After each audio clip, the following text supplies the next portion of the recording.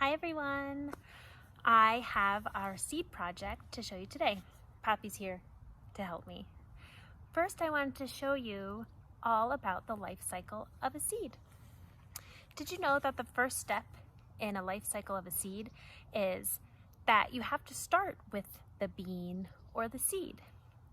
And it is enclosed in a seed coat that contains stored food for the bean to use during growth. Here's a picture. And this is what it might look like. The second step is called germination. That's when the bean develops roots and a sprout. It occurs after about a week.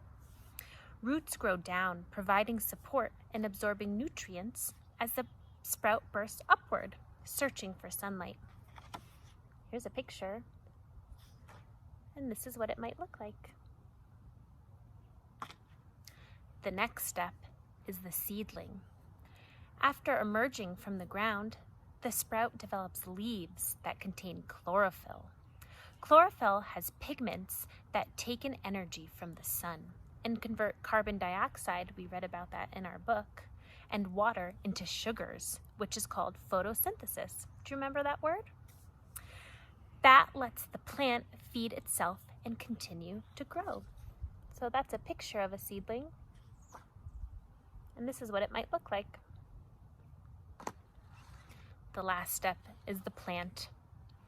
About 6 to 8 weeks after germination, the plant produces flowers that will grow into long green beans.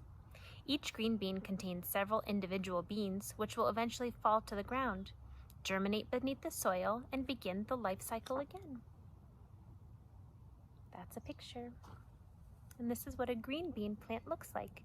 You might remember some of these from when Miss Lexi came to our classroom and we experimented with different kinds of plants, and we found that the green bean was one that sprouted the quickest. So these are what green bean seeds might look like. Now I want to show you our project. If you brought eggs, eggshells, or cups if you didn't have any eggs, soil and seeds and some water, I can show you what to do.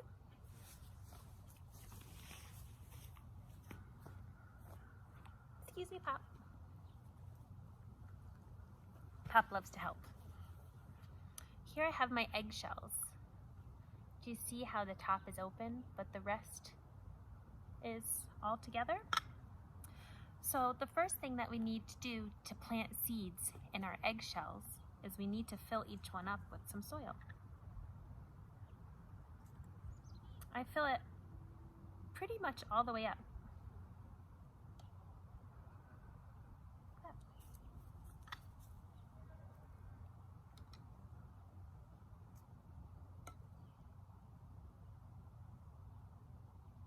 I have 6 eggs.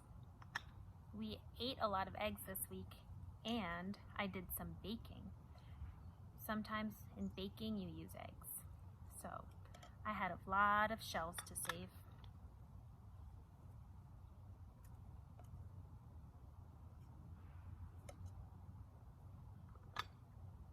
Number 5.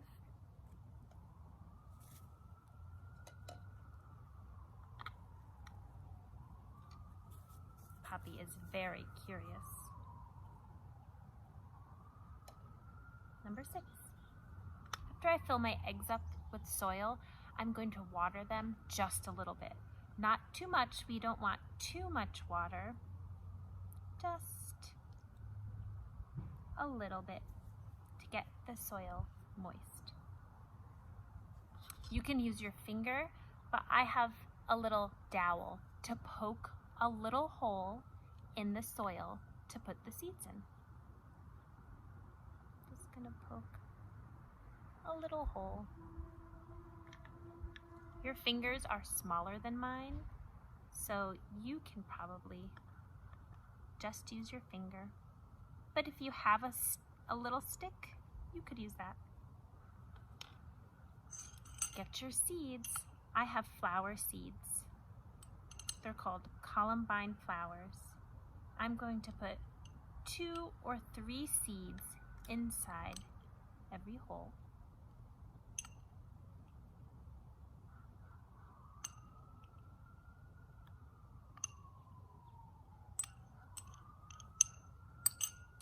Then I'm going to cover them with a little bit more dirt. Sorry, soil. We don't want to put too much soil over the seeds because then it will be too hard for the seeds to grow out of the soil. So just a little bit. And then give them all a tiny bit more water.